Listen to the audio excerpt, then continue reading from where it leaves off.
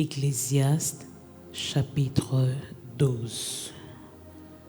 Jeune homme, réjouis-toi dans ta jeunesse. Livre ton cœur à la joie pendant les jours de ta jeunesse. Marche dans les voies de ton cœur et selon les regards de tes yeux. Mais sache que pour tout cela, Dieu t'appellera en jugement. Bannis de ton cœur le chagrin et éloigne le mal de ton corps, car la jeunesse et l'aurore sont vanité. Mais souviens-toi de ton Créateur pendant les jours de ta jeunesse, afin que les jours mauvais arrivent et que les années s'approchent où tu diras « Je n'y prends point de plaisir ». Avant que s'obscurcissent le soleil et la lumière, la lune et les étoiles, et que les nuages reviennent après la pluie. Temps où les gardiens de la maison tremblent, où les hommes forts se courbent, où celles qui moulent s'arrêtent parce qu'elles sont diminuées, où ceux qui regardent par les fenêtres sont obscurcis, où les deux battants de la porte se ferment sur la rue quand s'abaisse le bruit de la meule, où l'on se lève au chant de l'oiseau, où s'affaiblissent toutes les filles du champ, où l'on redoute ce qui est élevé, où l'on a des terreurs en chemin, où l'amandier fleurit, où la sauterelle devient pesante, et où le capre n'a plus d'effet, car l'homme s'en va vers sa demeure éternelle, et les pleureurs parcourent les rues.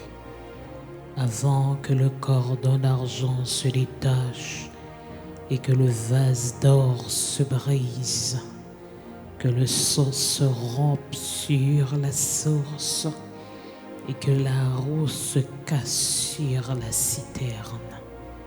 Avant que la poussière retourne à la terre comme elle y était, et que l'esprit retourne à Dieu qui l'a donné. Vanité des vanités, dit l'Ecclésiaste, tout est vanité.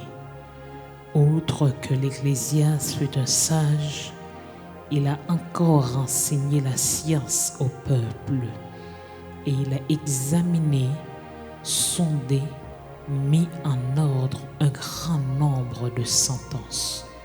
L'Ecclésiaste s'est efforcé de trouver des paroles agréables, et ce qui a été écrit avec droiture, ce sont des paroles de vérité.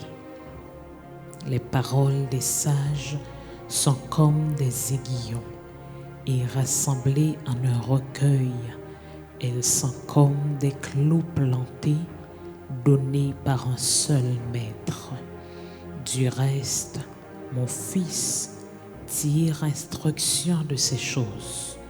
On ne finirait pas si l'on voulait faire un grand nombre de livres, et beaucoup d'études est une fatigue pour le corps. Écoutons la fin du discours. Crains Dieu et observe ses commandements.